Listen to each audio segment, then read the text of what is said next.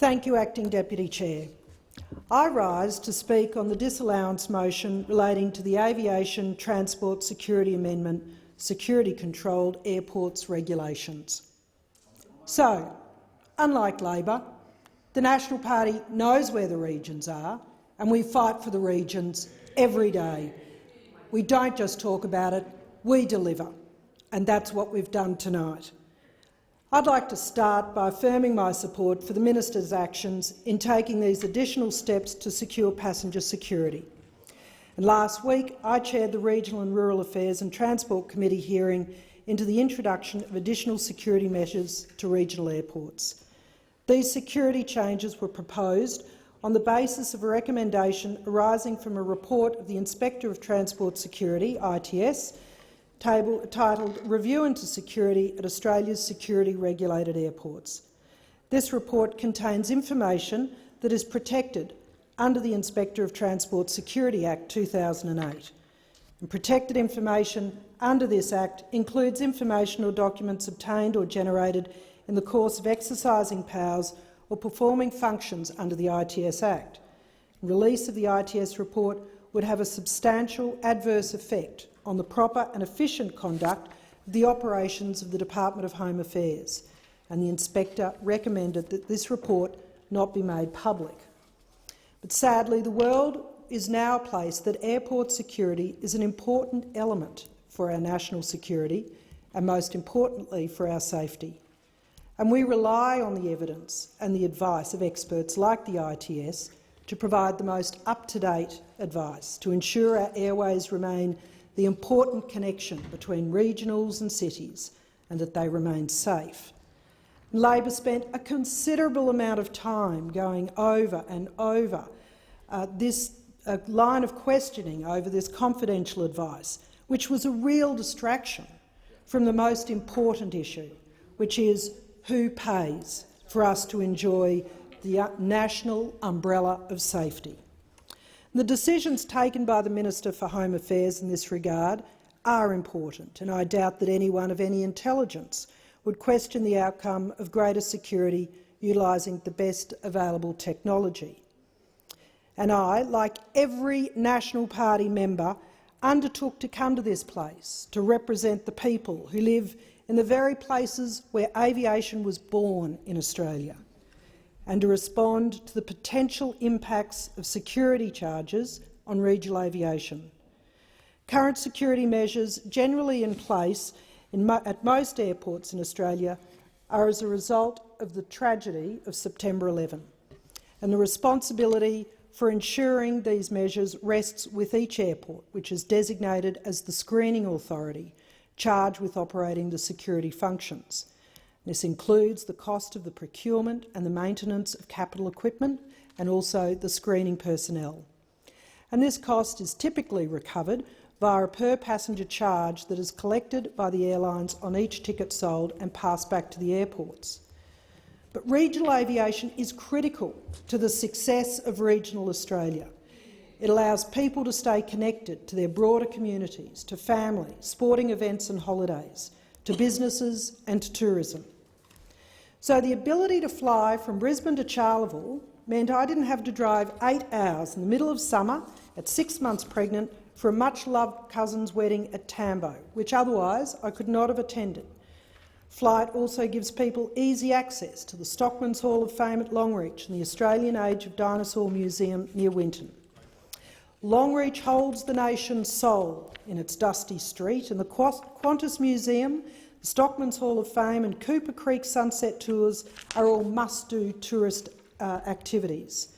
And just 2 hours up the road, Winton has a world-registered dark sky sanctuary where stargazers congregate for crystal-clear views of the heavens.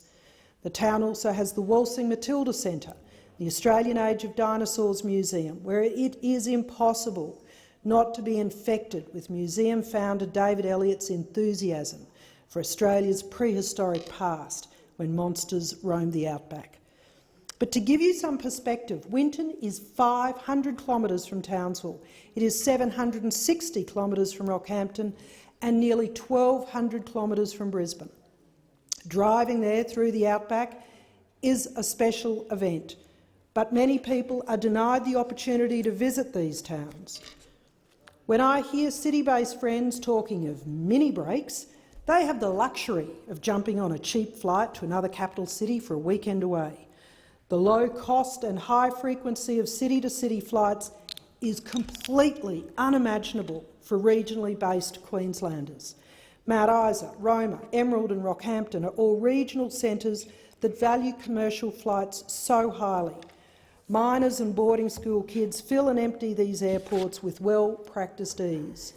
High-vis clothes, hard hats and western hats mix together as miners arrive and depart, and country kids come home from boarding schools excited and leave glassy-eyed with emotion.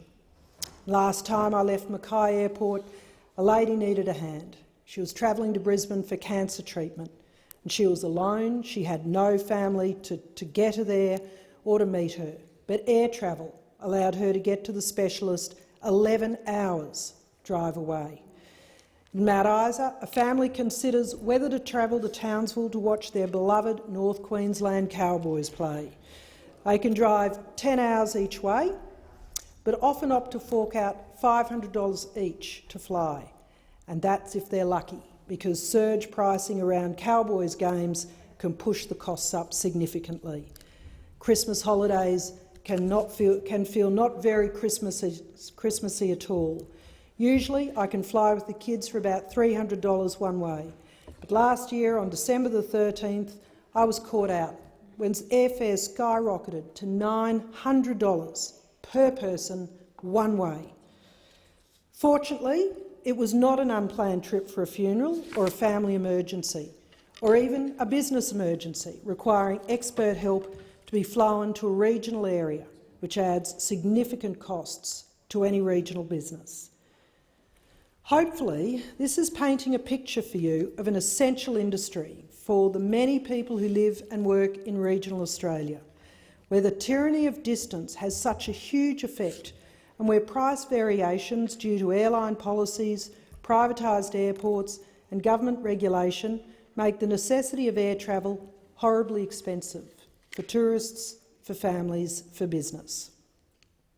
For each of us, when we come to this place, we come with a sense of purpose, of who we fight for and who we represent. And we know the places we come from and the things that are so important to our communities and our people, because people matter. And in my maiden speech only last year, I spoke about the chasm between city and country, between the people who generate the great wealth of this nation, in agriculture, in mining, in tourism, and the cities where we all seem to need to get to. One of the silver linings of this corona crisis is the realisation of what we can now do with technology. Remote working, online education, telemedicine, Wi-Fi notifications and verification for mobile phones have all come forward at a pace that would not have been imaginable without the urgency of a pandemic.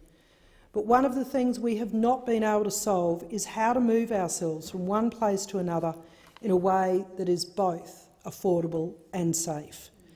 It costs 86 cents for each person to be processed through security in Sydney, but more than $30 per person in a regional centre.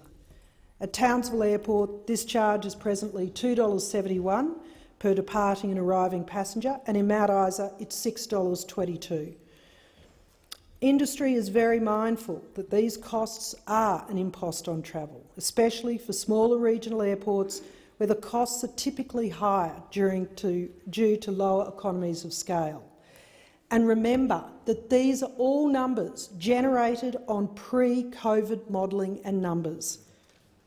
From January 2021, body scanners and advanced CT X-ray scanning equipment will be introduced at many airports, including Townsville. This requires major redevelopment works, and while the federal government has provided funding for the works, airports will have to factor in the increased costs which would eventually be borne by air travellers. And practically speaking, I understand that the cost of screening would have been invoiced as a lump sum to each airline, who in turn would have claimed it back from the federal government, an arrangement that had industry support. But it seems to me, as it seems to my National Party colleagues, that these are all variations on the cost to deliver a single nationwide security network. A nationwide security network allows for a single price to be charged across the nation to cover the great throughput in Sydney and the much less frequent travellers regionally. And if we require a nationwide solution, then it goes without saying that a nationwide price is the answer. Costs such as these do not seem significant, but as a retailer in my previous life, I know how pricing changes can make the sale of a certain item vary considerably. It does not take a huge increase in costs to push a product or service out of reach of average consumers. And in regional areas, this can be a factor in stopping a young family moving out there to take the many good-paying and stable jobs that so desperately need to be filled. So, as I consider these changes, I was forced to study the two incredibly important issues of national security and the costs of living in regional Australia in the one instrument. And I support the Minister for Home Affairs and his decisions around where and how security screening is carried out. And I believe with every fibre of my being that as a nation we cannot accept differential pricing to be loaded onto regional communities to achieve the nation's outcomes. And I sincerely thank the Minister for his work in reconsidering these costs in this regard. As we move through this corona crisis and international travel remains somewhere in the distant future, the success and availability of domestic travel will be critical to rebuilding tourism in this nation. And I expect that state tourism bodies across the land are currently pitching marketing ideas to lure Australians to Cable Beach in Broome, and the Australian Age of Dinosaurs at Winton, to Whyalla, to Easter in the country at Roma and Mindil Beach markets in Darwin.